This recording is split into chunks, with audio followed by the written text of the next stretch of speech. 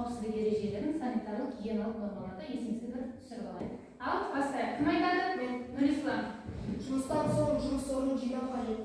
Жақсы. Ерасыл. Жұмыс істеп жатқанда басқа жұмысқа алаңдамай, сол жұмысыңды соңына дейін аяқтау қажет. Жақсы. Әдет.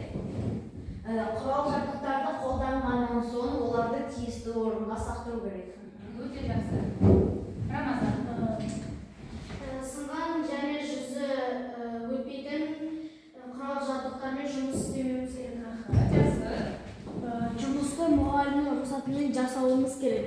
Өте жақсы. Сол жақты немесе алдында болу керек. Даусыңызды шығарып айтайықшы. Жарық сол жақты немесе алдында тұру керек.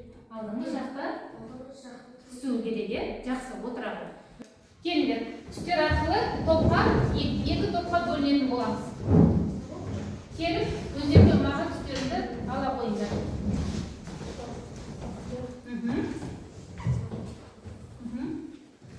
Сары түс алғандар бір топқа, көк түс алғандарымыз екінші топқа жайға сырамыз. Балалар, үй тапсырмасын сендерге ойын түрінде алып келдім. Өткен білімдерді, өткен сабақ бойынша білімімізді осы ойын түрінде айтатын боламыз. Экранға назар аударсаңдар, 4 түрлі сұрақ шығады. Сол кез келген сұрақты, кез келген санды таңдау арқылы жауап беретін боласыңдар. Қане, кім шығады? Рамазан, келе ғой.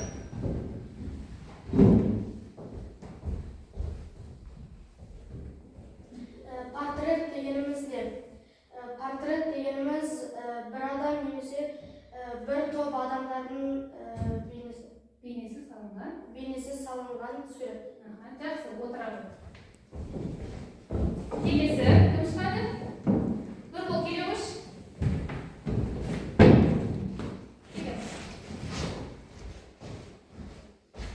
Қай сурет? Төртінші. Пропорция дегеніміз барлық бөліктің өзара сәйкестігі. Жақсы, отырады. Келесі.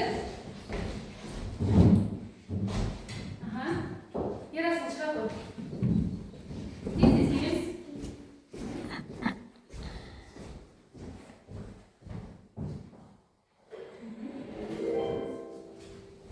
Портретте бейнеленген тұлғаның кім екенін білесіңдер ме? Оған туралы не айтасың? Жақсы, назар аударайық, иә?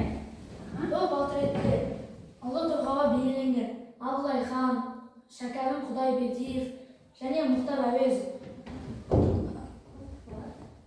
Бұл тұлғалар қазақ еліне еңбегі сіңірген ұлы тұлғалар. Жақсы, отырады. Келе шығатын Нұрислам. Келе. Енді үшінші сұрақ қалған екен, иә? Портрет композиция дегенде қалай түсінесің? Портрет композициясының 3 түрі бар. Ол кеуделі,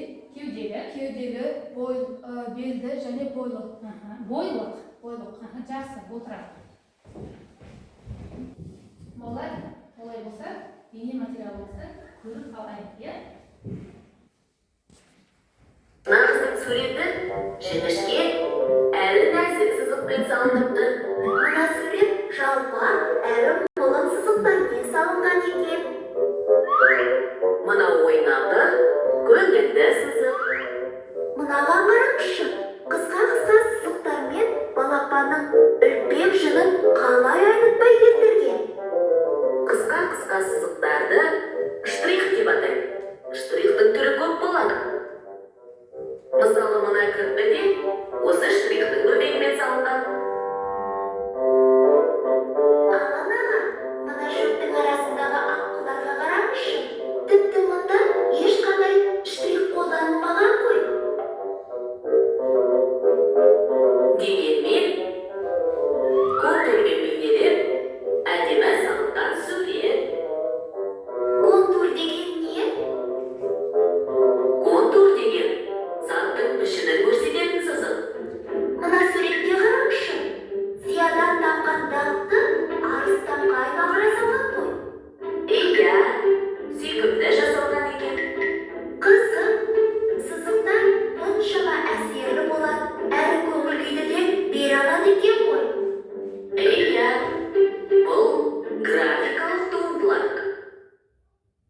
Графика?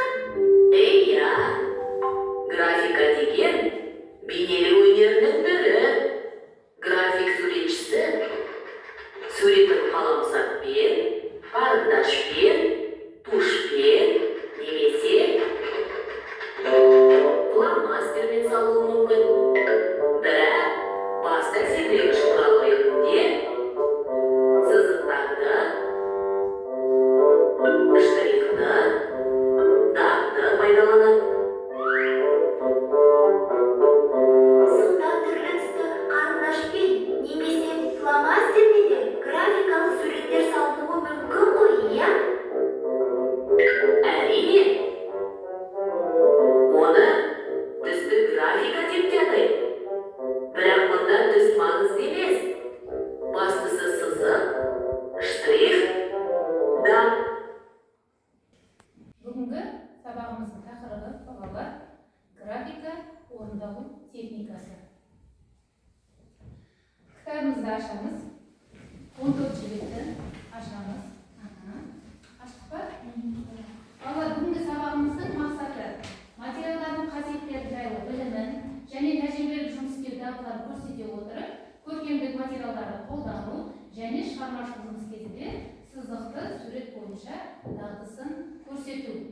Балалар, жаңағы бейнематериалды тамашалап отыр, иә? Соған қосып өзім кішкене мағлұмат бере өтейін. Графика дегеніміз жазамын, сызамын, сурет саламын деген мағынаны білдіреді, иә? Грек тілінен аударған кезде. Графика жалпы ақ және қара түспен орындалады. Өздерің бейнематериалдан көргендей, сонымен қатар түсті элементтерде қолдануға болады екен, иә? Кескіндеме жанрында түс пен бояу маңызды рөл атқаратын болса, графикада штрих, сызық, дақтар маңызды рөл атқарады екен.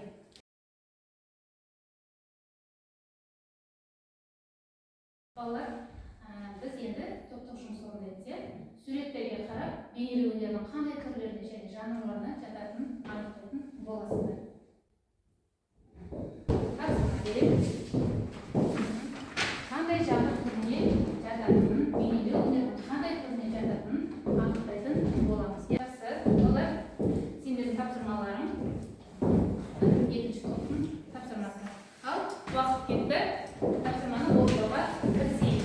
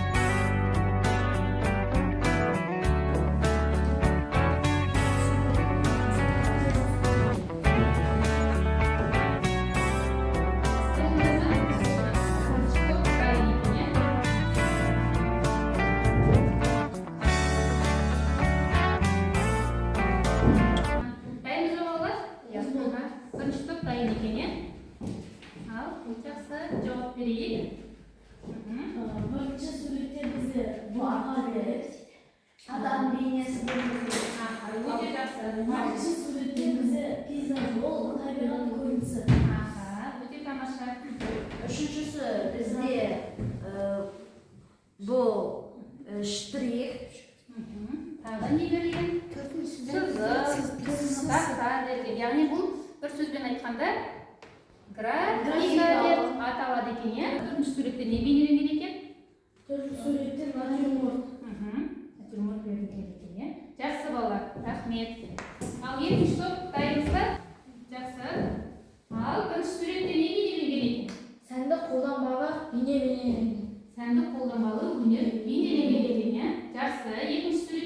мүсіндеу өнері бейнеленген.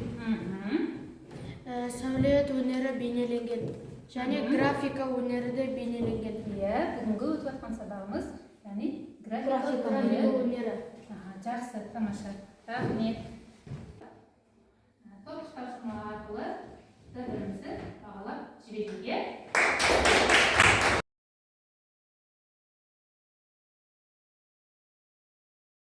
Ал олай болса балалар, екінші тапсырмаға көшейік. Екінші тапсырмамыз ол жеке жұмыс болады.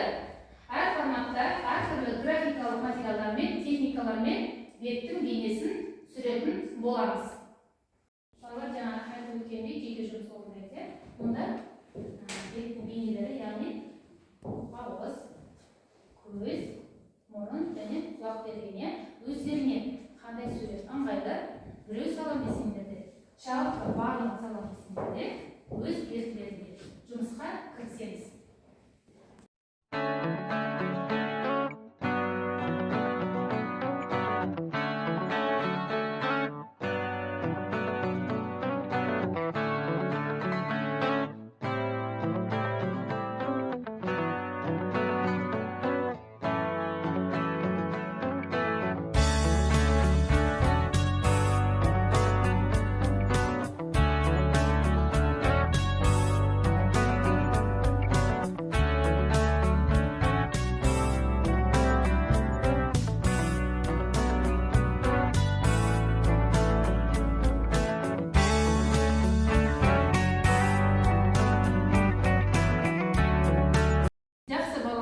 Жеке жұмыс бойынша суретімізді аяқтап болды.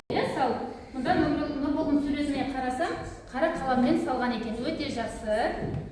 Әділеттің тапсырмасы көз және ерін салған екен. Керемет. Бауыржан карандаш арқылы орындаған екен. Өте жарайсың. Ал Рамазанның суретіне келер болсақ, көз және ауызы салған екен. Қарандаштың көмегімен жасалған жұмыс. Жарайсың. Ерасыл, жақсы.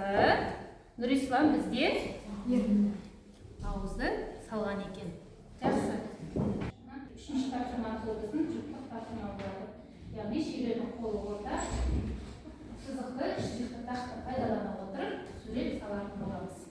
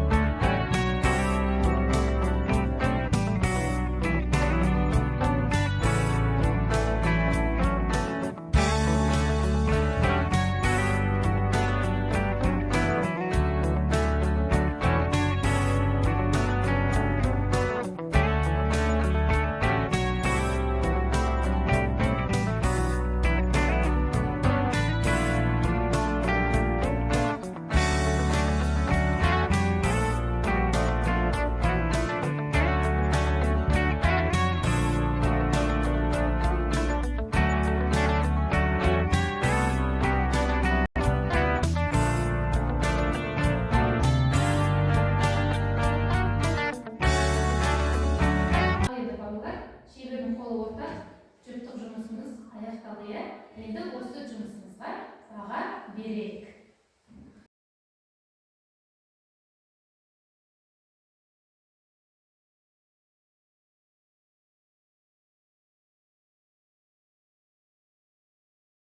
Жақсы балалар, жүптік жұмысымыз керемет шыққан екен, иә? Мұнда қарап отырсақ, Бауыржан мен Әділеттің суреті майлы бояу арқылы орындалған екен, иә? Сызықтар арқылы берілген, өте керемет табиғаттың көрінісін салған екен. Жақсы. Ал мұнда Нұрислам мен Ерасылдың тапсырмасы қандай материалдың көмегімен орындадық? Дақпен орындадық. Қолдарымыз біздің көмірдің көмегімен жасалады екен, иә? Яғни натюрмортты түсірген екенсіңдер, иә? Өте тамаша, керемет. Ал Рамазан менен Нұрисламның тапсырмасына келер болсақ, Нұрболдың